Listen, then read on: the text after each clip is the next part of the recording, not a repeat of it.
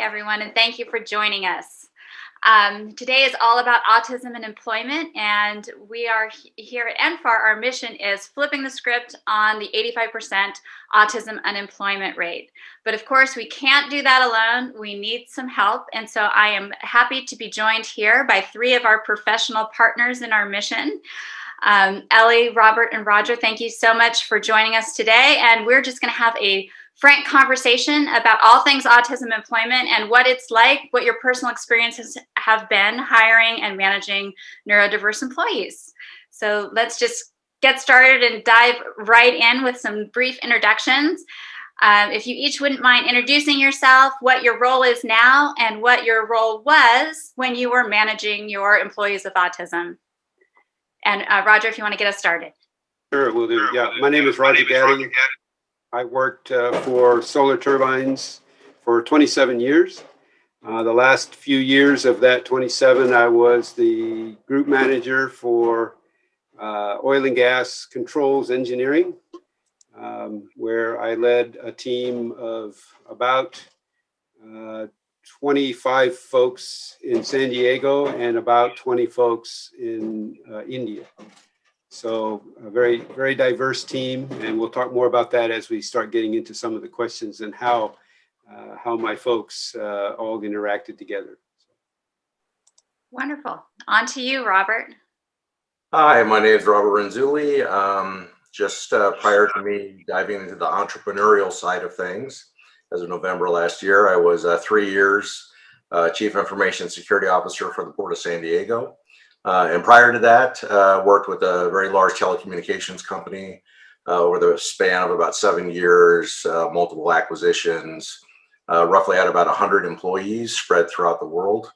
And it was there that I was able to work with a couple of neurodiverse individuals within my security team, and we'll definitely get into more details, I guess, as we progress. So Robert, do you want to give a quick shout out to your business in case anyone out there listening has some cybersecurity needs? Yeah, so Cyber Guys Security is my company. Just started it up, and I'm focusing very heavily on strategic advisory roles for innovation and research and development. And your website so they can find you? Kind of under the radar, so this is really word of mouth. All right, you can reach out to NFAR and we can help connect for sure. Thank you. All right, Ellie, how about you? Thank you so much for having me on your panel today. My name is Ellie G. Whoa, let me just restate that. I recently got married, so let me just start again. Congratulations. Hi, my name is Ellie Pomare, and I work for Qualitest Group. Qualitest Group is an independent software testing company, and we have offices all over the world, and we provide software testing support to a number of clients in almost all industries. We provide a service provider approach to testing. At the time that I met Chelsea and was able to get involved with NFAR, I was actually the Vice President of Delivery for the West and Central part of America, which meant that I was coordinating projects across from West Coast to Chicago. I had 150 odd employees and around about 45 active projects at the time. I subsequently made a decision that I wanted to get more hands-on, so I stepped back from my role, and I am now a test manager for Qualitest, working on one of our client accounts. Oh, something went wrong. No, we're all good. Okay. In both roles, I've been lucky enough to work with Chelsea, so it's been an incredible journey, sort of getting to know Chelsea and the NFAR project and bringing it into our world. And we so appreciate your support, as well as the support of Solar Turbines and the upcoming partnership with NFAR Cyber with Robert. So let's start talking about how these connections initially happened and how you first started, when you first became connected with autistic job candidates. And really, did you have any concerns initially about hiring a person with autism? Because I think that that's uncommon for potential employers. So let's just address that right off the bat. So Robert, why don't you get us started with that one to begin with? Sure. And I'm going to admit that we kind of accidentally stumbled into supporting a neurodiverse employee, which kind of opened the door for the second one that joined us a little bit later. But we were really trying to develop our security operations centers, had 5 of them spread around the world. We were hiring, and at that time, within the different regions, there was kind of I guess I wouldn't say a slump, but it was very difficult because there was a lot of competition for a lot of the technical professionals in the area. So as just kind of a backstory, both these individuals, one of them was a barista at Starbucks, and the other one was a former bouncer. And they applied for the positions for tier 1 SOC analyst, both highly intelligent. And the first one that came on board chose to disclose. So he definitely shared, that he had some challenges and that it was challenging for him to find the right role. I worked with him. I have a background, California School for the Deaf, grew up kind of roaming the halls as a child. My whole family's been really in therapy, professionally, assisting children, deaf, hearing impaired, etc.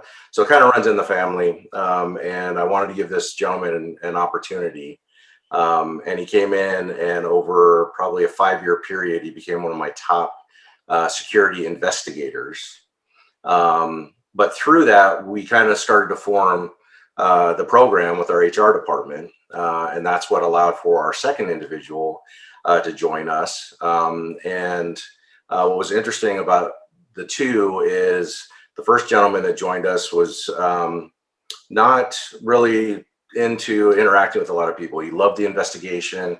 He loved interacting in kind of that SOC environment where it's closed, not a lot of foot traffic.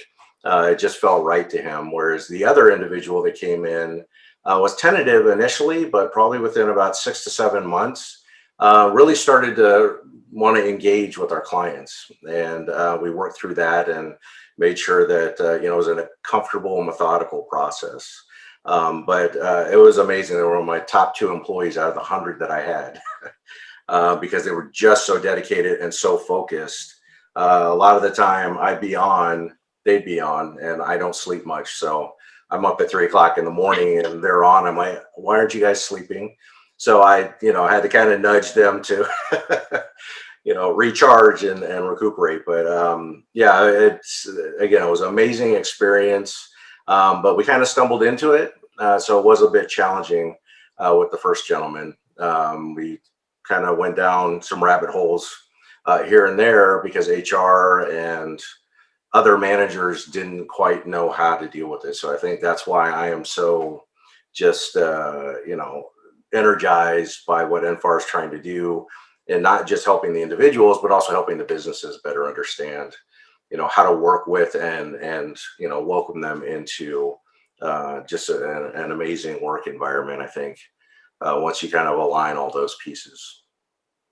I just have to say, I love about your comments is it really highlights a couple things that people with autism tend to take non-traditional paths to really get to where their niche is, and also that each person is so unique that you can't assume that just because one person with autism is well suited to one role that it's going to be the same for all people with autism. And I love that you were successful even though you didn't have the support of a nonprofit autism organization. So of course you had some previous experience with special populations that I think gave you some insight to be such a good manager. So. No, I appreciate that. It would have made it a lot easier, though. I think we all have experienced this. You're in a company and you make a recommendation. They tend to go, yeah. You bring somebody from outside, make the same recommendation. They're like, yeah, no, that's really. I kind of wish I had NFAR around at that time. It would have made it a lot smoother and probably not taken as long. Definitely, but there are multiple divisions too. So that's the other key thing. We're 60,000 employees spread throughout the world, and to have, I just did it within my business unit. But to have an organization like NFAR there to help across the entire company is just invaluable in my mind. Well, and maybe that's a good transition to our experience at Solar Turbines. And Roger, if you want to talk a little bit about how you came to hire people with autism and be connected with NFAR, that'd be great. Okay, yeah, I'd be glad to. So initially, one of the other managers at Solar Turbines came to me and to my boss at the time and talked about NFAR and the program that they had there, specifically in testing. At that time, I was the product owner for Human Machine Interface, HMI, which is the control system that the operator sits in front of to control the turbine.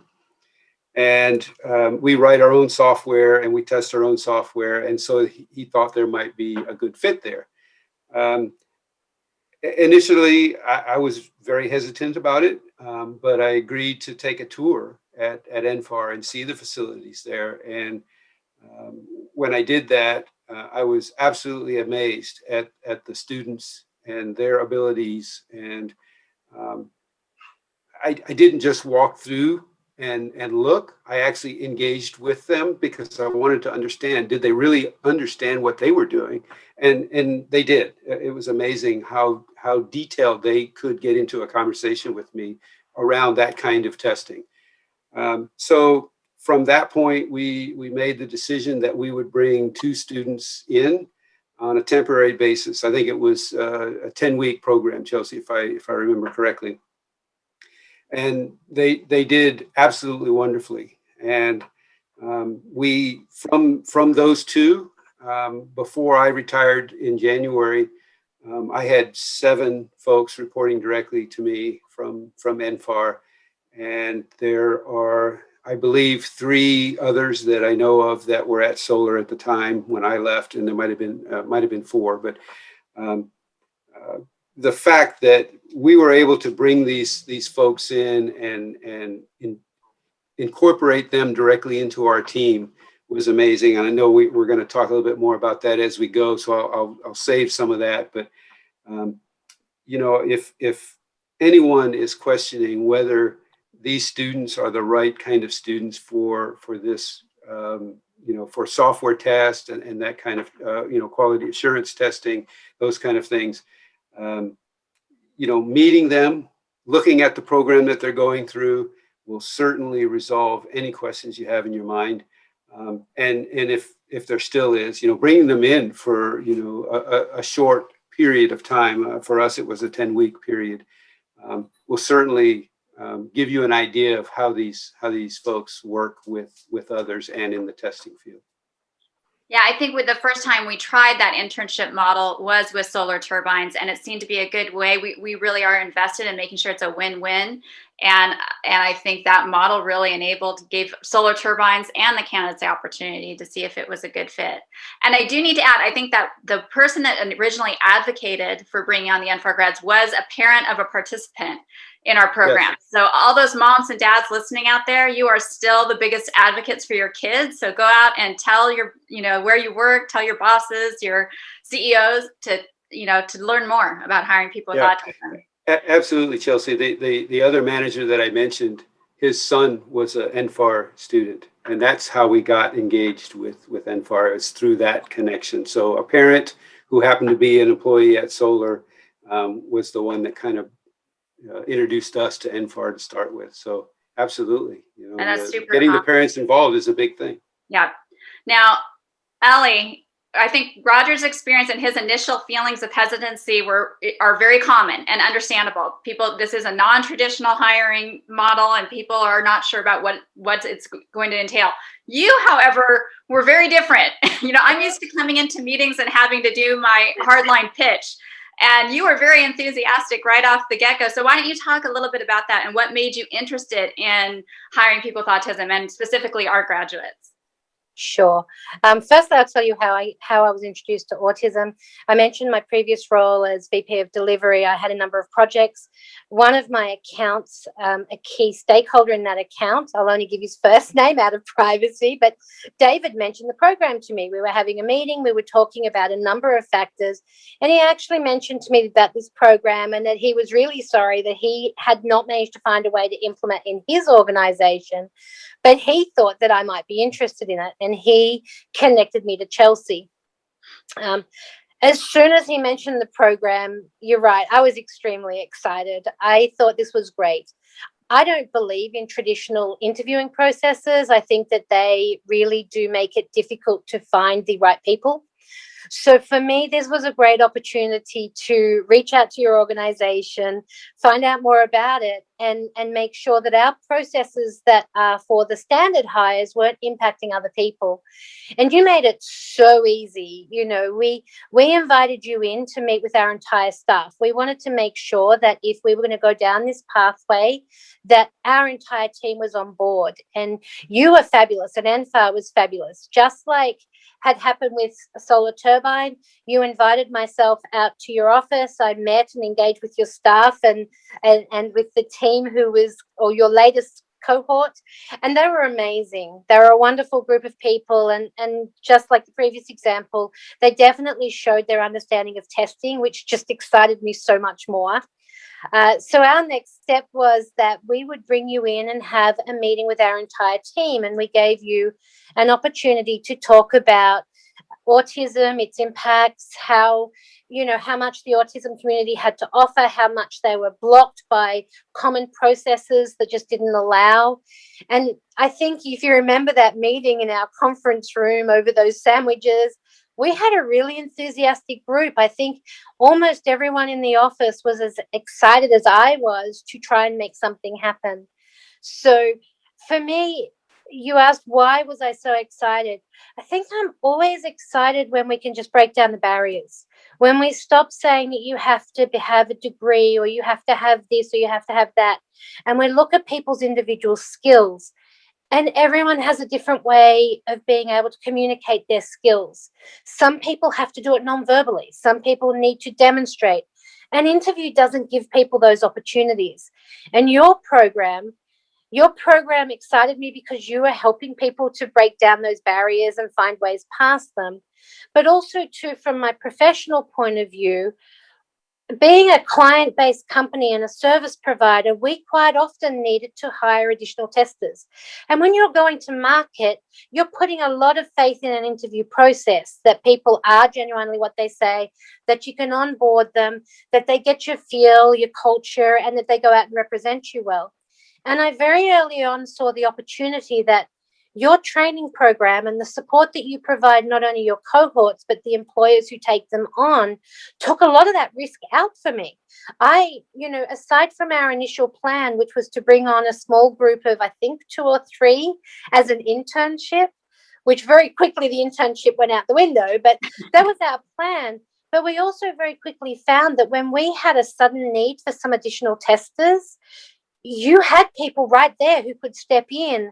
The trust, the support network took all the risk out for me.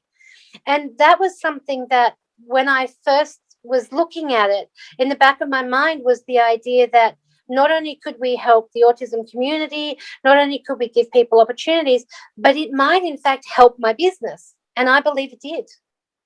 Wonderful. And that was our goal. And we do like to think at NFAR, because we are with our candidates for about a year through our training programs, we get to know them very well. And we also do, we spend that time not just training them in the technical skills, but also in the soft skills. So hopefully they can go on the job and be productive and effective from day one. And so I'm glad to hear that was your experience. And when I have to add, I talk about that meeting that we had at your offices a lot because of the response we received. And what I think is so interesting about that is you had a predominantly millennial workforce at the time, and probably still do. And you weren't really sure what kind of reception we were going to get to that type of a corporate training. And it was something new for Qualitas. And we showed up to a packed house of very enthusiastic team members who wanted this was important to them, and I really think there's been a lot of negative things said about the millennial generation, but this group of young people, this matters to them. They've grown up with people with autism in their classrooms, and now they're wondering why they aren't at their workplaces as well. So it's something that really, I think it was very impactful to them that Qualitas was willing to step up and get behind hiring more people with autism. Yeah. And it carried through. I'm sorry. Yeah, go ahead. It carried through when we did bring the team on board. Those same group of people were so enthusiastic. They buddied right up. They provided support. They made themselves available. And that really helped to grow networks within the team so much quicker than when you bring in a new person through the normal recruiting processes. They come in and they have to build the relationships, and they have to work to introduce themselves to the network. Because of the way we took the pathway and we engaged our team and asked for them to be involved, they took it and ran with it. And they were like, you're part of our network. We want to make you successful. And at every step of the way, it felt like everyone was invested in the success of the people who joined our team. And yeah, Roger, I know you had a similar experience, so please. Yeah, I was just going to add to what Ellie was saying, is that initially when we brought in the initial, the two folks, I'll call it an intern program as well, for the 10-week period. We held training. Actually, Juan came over and held training, diversity training, with the managers that were going to be involved and the technical leads who would be closely working with the two folks that had come over from NFAR. And we went through, I think it was a couple hours of training and so on, which was great. It was helpful. But that was the only time we did that. From that point on, we simply onboarded them as any other employee would be onboarded. And it actually was so much better and so much easier. Nobody looked at them any differently than anybody else. They fit right into the team.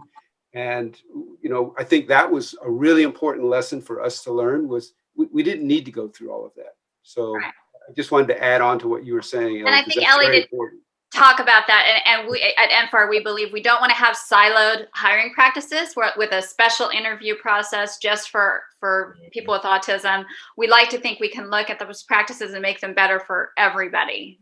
So yes, and organizations, it just goes better when you do have that buy-in from the whole organization. I will add to that. One of the things that you said was the interviewing process. We did modify the interviewing process slightly, because the way Solar was doing interviews was through a system called STARS, which was very subjective type of questioning.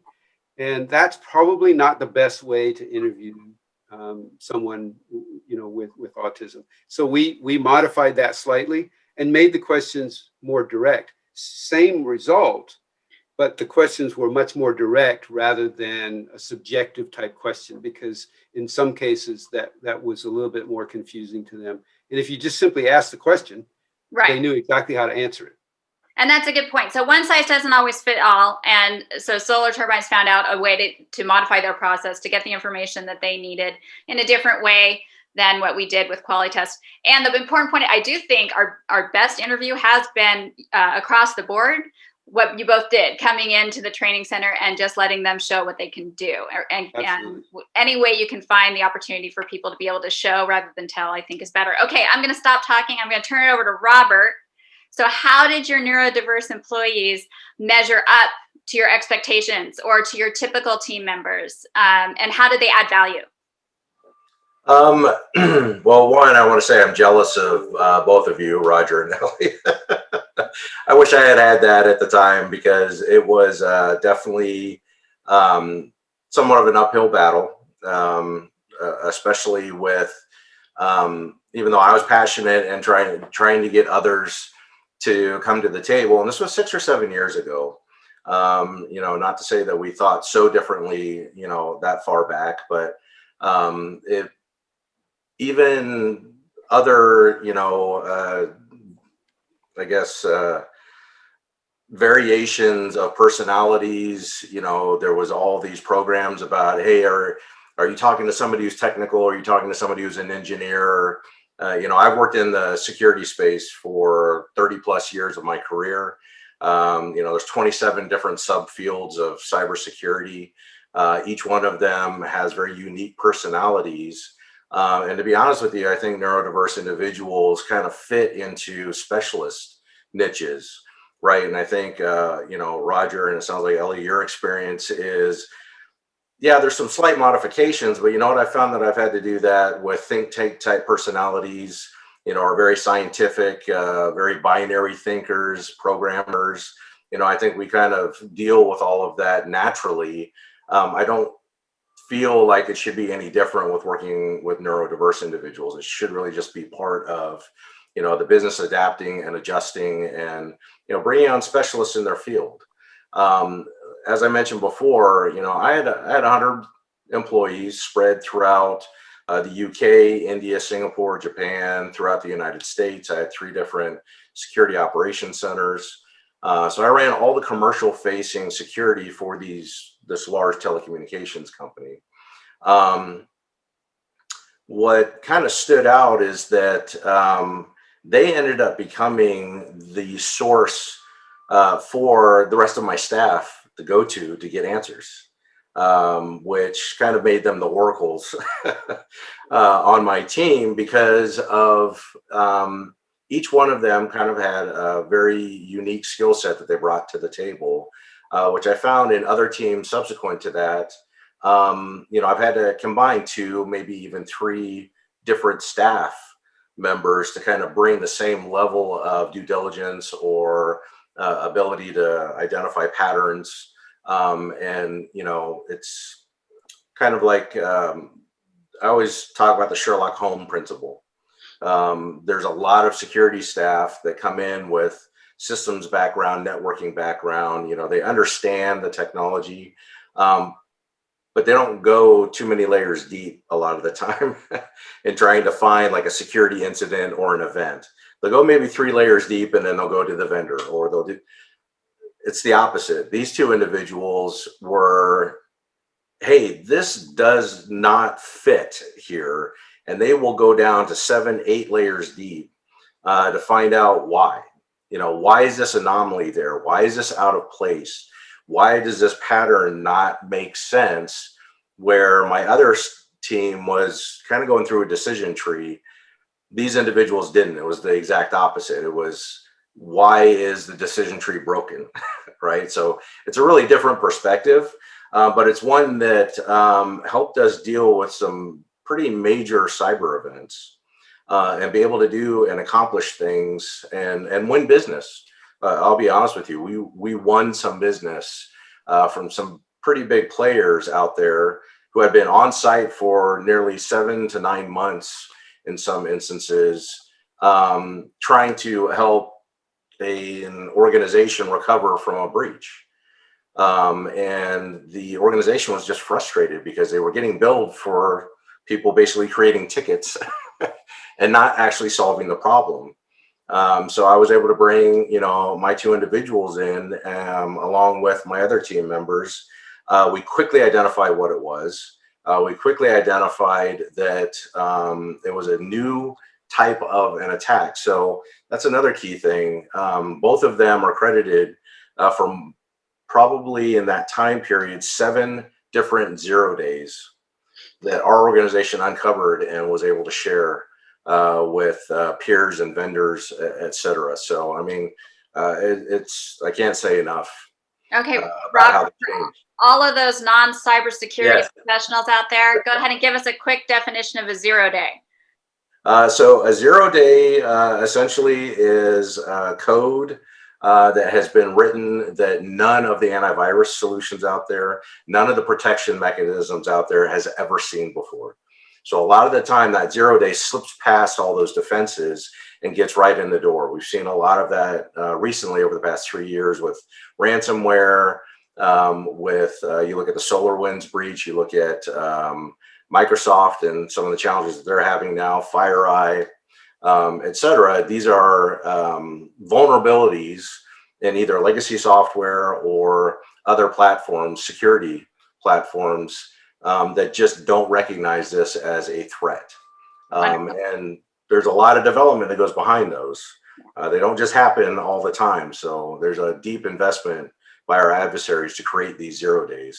And to catch them that quickly just helps the industry. Well, I love that they were able to find that. It's that innovative there's a whole bunch of things, I think. The innovative thought processes, the deep dive thinking, the subject matter experts. Yeah, They tend to exactly. approach things from a bottoms up rather than a top down approach, so they can really look at all the details and see what fits and what doesn't. Yeah, they're Now, not looking at the top of the iceberg. They're looking they're looking at the under the whole water. way down there. Yeah, exactly. Roger, I know you have a similar story I've heard you share about, some of the things that your interns have found. Yeah. So, Robert, I think you'll get a kick out of this one from a cybersecurity standpoint. The first thing that I have to say about the students when they came over and started working with us is their level of attention to detail was way above most of the other folks that we had working at the time. And not only that, but they had a completely different perspective on how they looked at things. And I think that is probably the number one advantage that we gained by having the students come in and work for us in the testing field. Chelsea, the story I think you're talking about is one of the first students that came and worked for us. They were testing the human machine interface software, the HMI software, and it's very technical. Obviously, when you're controlling a turbine, there's a lot involved there. And he was going through and he was writing up all of these bugs and submitting them. And every week we would go through and review all of the bugs that they had submitted.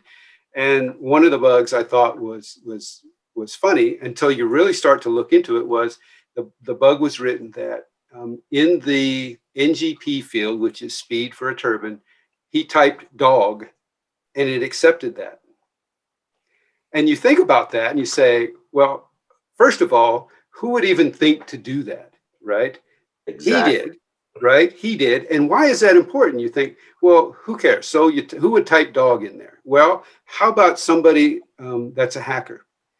Now you have a vulnerability that you can type or enter some text string into software that it's not intended to have a text string there. And to be honest with you, it had been there for years and no one had caught it until that 10-week period. So that 10-week period where the students had gone in and started doing the testing. Work from home. I guess he just saw the painters. So, but again, a different perspective on how they look at software and how they look at things in general. And again, for years, no one had caught that until he went in and looked at it from that perspective. And what a security gap that is that he's closed. Right. And it was there, like you said, for years and years and years. Yeah. So that attention to detail is another big thing. I'm going to shift. Yeah, go ahead. Sorry, just to kind of, Roger, I'm glad you shared that because I think there's a stereotype that neurodiverse and autistic individuals kind of get blinders on. But you just gave a perfect example of what I experienced and saw, which is they really do think outside the box, right? It's just that the box needs to be orderly. That's what I found, right? That it has to be efficient, it has to flow. And if it's not, the anomaly detection capabilities is amazing, but they don't, I never found that they limited their thought process. Like you said, entering dog into a numeric field, is not something that people normally do because they get caught up in that workflow. So yeah, I just want to, I think that's a really good point because the stereotyping, I think just is a detriment. Then you got to. So speaking of stereotyping, I do want to add that this conversation is all with technologists and we're talking a lot of technology right now. But at MFAR, we do appreciate that while people with autism, there is a certain portion of the population that have a high aptitude for technology, that not everyone with autism is a technologist, that people with autism can be good at anything that typical people can be good at. And that's why we do have several different training programs, including our NFAR Works training program, which trains to a variety of other high demand jobs. So now I'm going to shift gears in the interest of time. Ellie, I think I'm going to send this one your way. And because, as I said, in our pre-conversation, I don't want this to be all unicorns and rainbows. So I do want to be able to talk about any kind of challenges you've had, because people with autism, they are cognitively diverse, so they are different. And I wanted to ask you if you had any challenges with any of your employees with autism, and if so, how you overcame them or faced them. I want to start my answer by saying that I have had challenges with many employees, both autism and not. So while I'm going to call out some challenges just now, I want to point out that I never found the challenges I had with my autistic team members to be any more difficult to deal with than my challenges with non-autistic individuals. Having said that, I also work in a service provider industry. I'm both technical, but we're customer service focused. So one of the challenges that I found with the people that came into the team was, while technically they were doing a great job on their project, understanding when to communicate and how to communicate was a little bit of a challenge. The communication that could happen within our internal team was generally pretty good. We learned from the NFAR program. We learned how we could all better communicate by asking better questions and how to improve our communication to ensure success. But one of the challenges we did have was initially where our NFAR participants were having to communicate directly with clients. And that wasn't because of a problem with their communication. It was more because they didn't necessarily understand the difference in relationship and communication style that would apply in a client interaction versus the team interaction. And funnily enough, one of the examples of that was also one of the people who brought huge value to a project that they were doing. One of the NFAR participants who came onto our project had a very strong medical background, and we popped him on a medical device project. And he broke down barriers for the entire team in understanding the tool they were using, in understanding the relationship between the medical application, the medical terminology. Internally to the team, he was great. He overwhelmed the client because he asked a million questions, some of which weren't quite appropriate to the client. And that created a little bit of an effort for us. And we were incredibly grateful because NFAR was right there to help us in making sure we provided the right feedback, how we should address it. And again, I'd like to point out that a lot of the feedback you gave us in how to handle the situation was not so very different to our standard feedback processes. If anything, again, it helped us to further refine our feedback to make sure that the examples we gave were specific, that the person was given opportunity to explain their side. Because one of the things I have learned very much through working with the NFAR team is that and it kind of matches some of what the guys were just saying a couple minutes ago, we get very used to seeing things a certain way. And so when one of the NFAR team raised a concern, sometimes it took people a while to realize that they weren't raising the wrong thing. They were looking at something from a different viewpoint, and that caused us all to look at it differently. So I would say to anyone who's bringing on anybody, you're not really going to have challenges different to the ones you have when you bring in any unknown person. And if you do have the benefit of bringing on people through the NFAR program, you will be supported in a way that really ensures the success both for you and for the individual involved. But the challenges that you'll find, they're no different to normal. It's going to be communication. It's going to be understanding. It may require a little bit of extra support, but all of those are things we should be doing for our teammates anyway, in my personal opinion. Thanks, Ellie. Yeah, and I love that. I do think that it's improving those lines of communication for everyone and making everyone better, more effective communicators. And I remember conversations we had about asking those proving questions, because people with autism truly do think differently than typical people. So when somebody does something unexpectedly and you make an assumption about why they did that, you're usually wrong. So it's usually better just to ask the follow-up question about, can you tell me why did you pass that test? Why did you think that was important to write a bug report on, or something like those, having follow-up conversations. And we absolutely found that to be true. And much like the other guys, we found errors in test cases and protocols going back years because of assumptions people have made for so long. And our autistic member of the team, they didn't know those assumptions. They didn't bother to give any credence to those assumptions. They looked at black and white. They saw a problem. They raised it. And when we drilled into it, they were right. All right, great. All right, Robert, do you want to share any challenges, any concerns you had, any hurdles you had to overcome? You already talked about just within the organization and gaining support from the organization. Anything else you'd want to discuss? Excuse me. No, I think Ellie kind of nailed some of the challenges that we experienced, which is both of them were very thorough. And in cybersecurity, people are already kind of on edge, right? I mean, they're fearful of breaches and exposure of data and information, and et cetera. And they actually helped me improve my humor game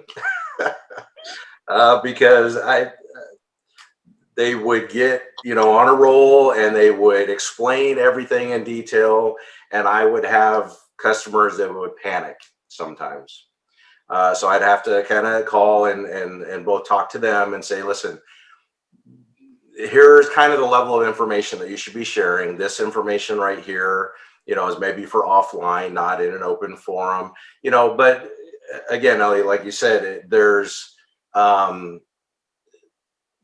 neurodiverse or not, I've had to have those discussions. It's not Absolutely.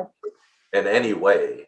I tend to be pretty verbose myself. So, I have to check myself. So there was just, I think active listening was a big part of it, and really getting my team to understand that. We absorb information, but a lot of the time it's somebody hands us a log file and they start digging into it. And then I have investigators. So you get into tier 2, tier 3 of a SOC, who are more of really high touch. They're talking to the customers a lot. They're really getting involved with them, asking them additional follow-on questions. So as I mentioned, one of my team members really didn't want to interact. So I didn't, I was able to not put him into that situation.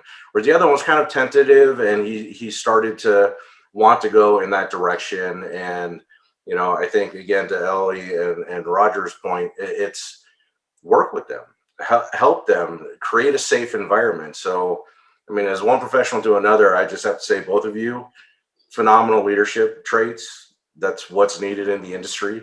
I run into too many leaders that don't think that way. And I think that's a key element to this as well. And I think why NFAR can come in and help open people's minds, those frontline managers, directors, at all the different tiers. Again, I wish I had had that at the time. It was definitely a battle, but other than that, I really didn't have anything that was so far, out of whack or unique with any of them. So we talked a little bit just about, refining communication has always tends to be key here. And I think, to your point, just finding what each individual does best and allowing them to do that, and then taking away the obstacles that are, and the challenges as much as you possibly can to enable them to really, reach their potential.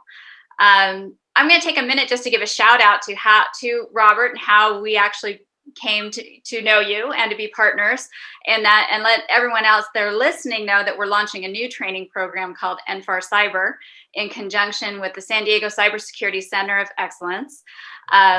Because cybersecurity, like software testing, has been shown to be another area where the cognitive exceptionalities of people with autism really shine, where they can really add value.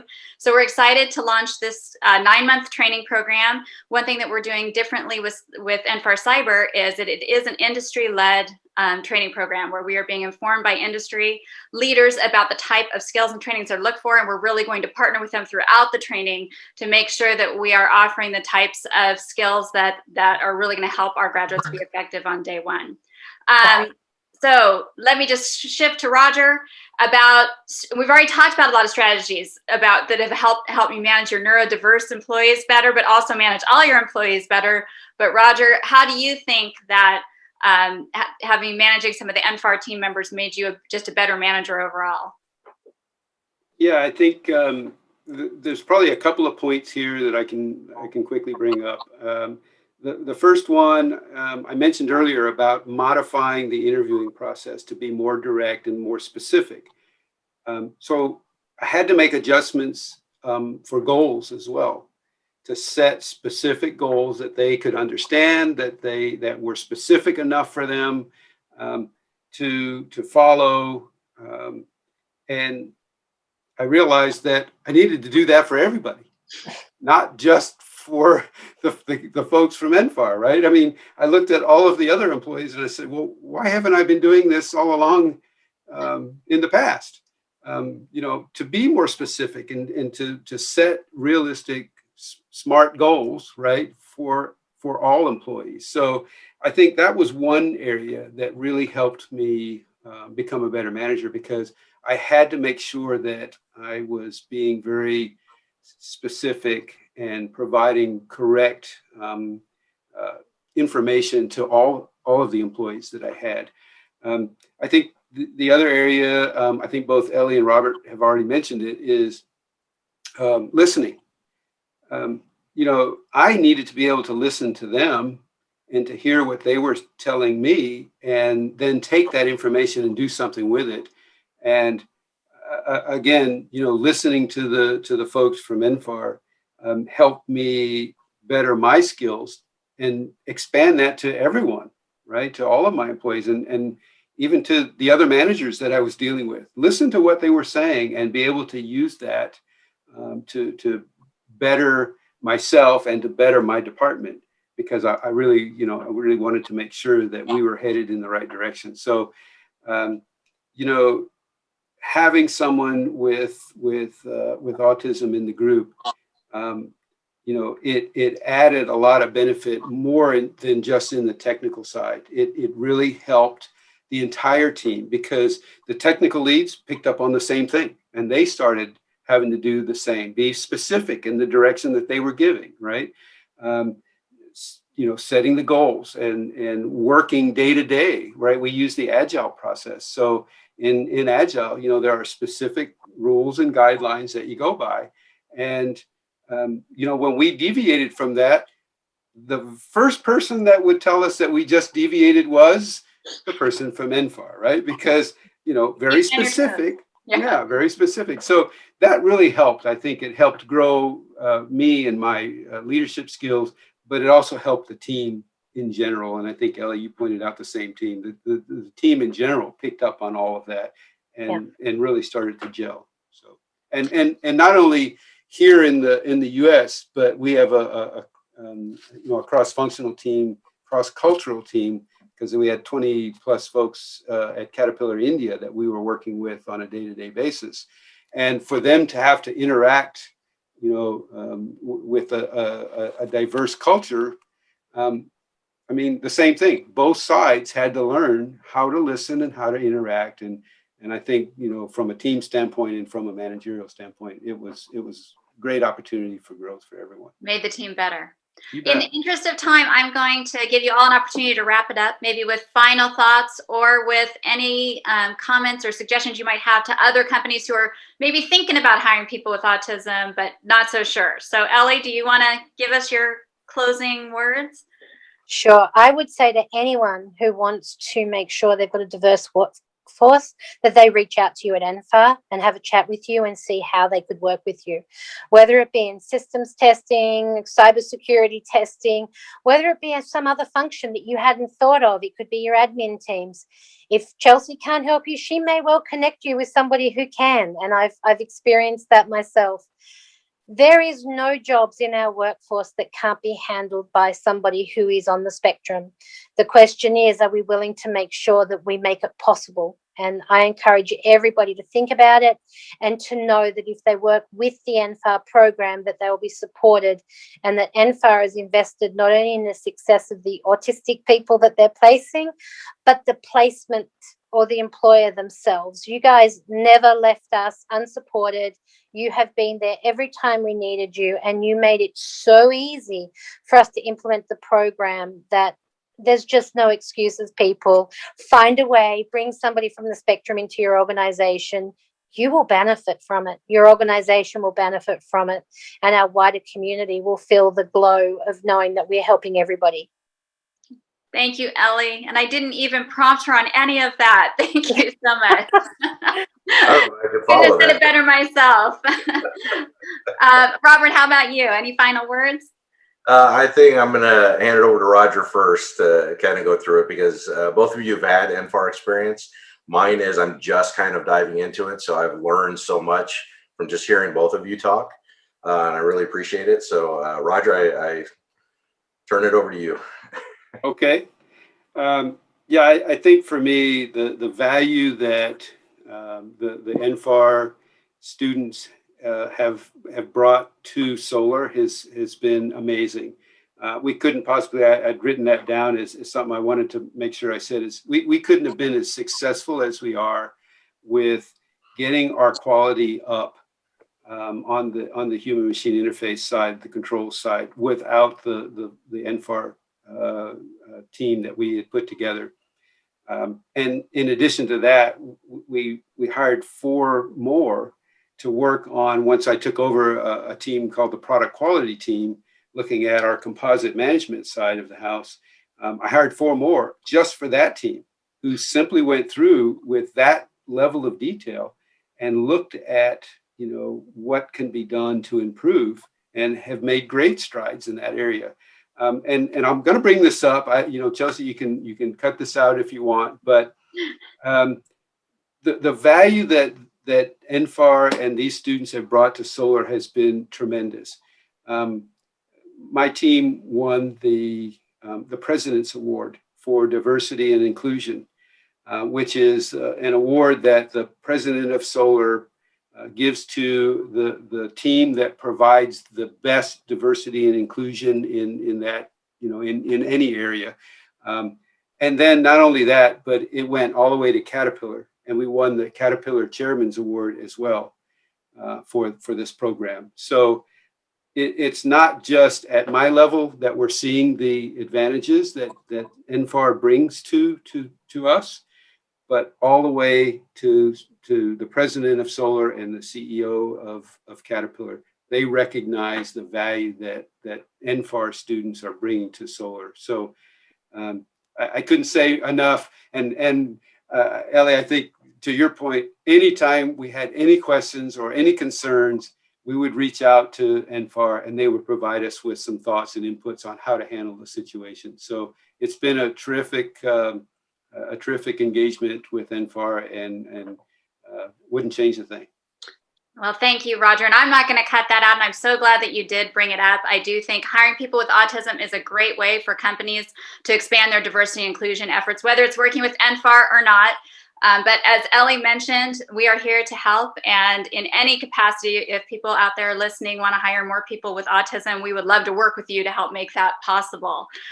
So I just want to thank you all for being here and being part of this panel. I think it was a great conversation. I think everyone's going to enjoy listening. So thank you again. Thank you for your ongoing support and for helping to make the world a better place for people with autism. Thank you. Thank you. Glad to do it. Yes, definitely. From all of us at NFAR, we'd like to thank you for being a part of this year's 2021 virtual Race for Autism Superhero Challenge. Like so many nonprofits, it's been a tough year for us here at NFAR, but we're proud to have remained operational throughout the pandemic. We did this by quickly shifting our technical training program, NFAR Tech, to virtual learning, and by completely reimagining our light industrial training program, NFAR Works, to be able to continue to offer practical experience in a virtual environment. During this time, we were also able to create a brand new training program in partnership with the San Diego Cyber Center of Excellence called NFAR Cyber, which is scheduled to launch this year and which will enable us to create even more opportunities for those with autism in a post-pandemic job market. We were also able to add additional services to enable us to continue to provide support to the autism community we serve during this difficult time, such as online parent support groups and virtual young adult game nights. That's why this year's race means so much to us and why it's so important to us that you're here. The world may have turned upside down, but we're still able to come together in support of those with autism, albeit virtually. But we're not out of the woods yet. Like so many others, we're still trying to bridge the gap left by the economic effects of the pandemic. And that's why we're asking, if you're able to give, please consider making a donation to NFAR so that we can continue to provide support and services to the autism community and to support other organizations through our foundation who are also dedicated to improving the lives of those with autism. Thank you for your support. Thank you for participating in this year's race. And thank you for being superheroes to those with autism.